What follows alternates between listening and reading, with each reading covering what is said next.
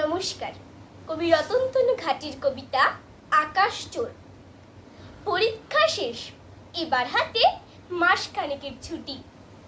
বাবা বললেন মাকে ডেকে, এবার চলো উটি। আমি বললাম, না না বাপি, উটি অনেক দূর। এবার চলো সেই যেখানে আকাশ সমুদ্র। কোথায় সেটি? বাবা বললেন, বল না দেখি খুঁজে। আমি বললাম, বলতে পারি, এক্ষুনি চোখ বুঝে। হাওড়া থেকে লোকাল ট্রেনে মেচেদা নামলাম। সেখান থেকে বাস যাচ্ছে সিঁদুরটিয়া গ্রাম। বাবা বললেন, ওহো, সে তো ছোট পিসির বাড়ি। আমি বললাম, এই ছুটিতে সেখানে যেতে পারি। বাবা তখন মাকে ডাকলেন, কই গো, এসো, শোনো।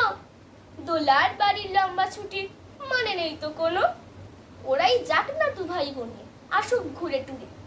ওদের নিতে ডেকে পাঠাই টুকায় কুঙ্কুরে।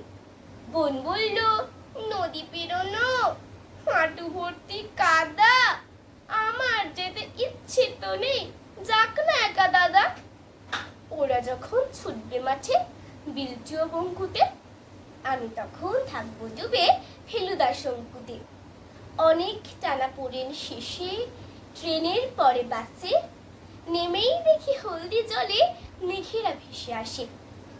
একটু পরে তাকিয়ে আমি মেঘগুলোকে খুঁজি।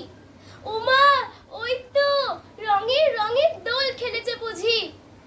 লঙ্কা জবার ছোপটা গেল অন্ধকার ছেয়ে, ছড়া পড়ছে জোনাক পোকার ছোট্ট ছেলে মেয়ে। সকাল বেলা ছুট পাই পাই, মস্ত বড় মাঠ। মাঠ পেরিয়ে বনে গিয়ে ভূতের ভয় কাঠ। রোদ বৃষ্টি রামধনু আর জ্যোৎস্না লুটোপুটি। দেখতে দেখতে ফুরিয়ে এলো মস্ত বড় ছুটি।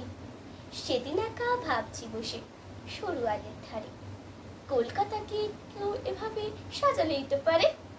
এমন সময় নবীন দাদু বলল ডেকে, কে ও, তোতন নাকি? করছো কি ভাই? আমার বাড়ি যেও। আমি বললাম, পরের বারে যাবো সময় করে। দু এক টুকরো জ্যোৎস্নাতে আজ পকেট গেছে ভরে। কলকাতাতে অনেক আছে, অনেক, ভুরি ভুরি। আকাশ তো নেই, তাই দুমুঠো আকাশ করছি চুরি। নমস্কার।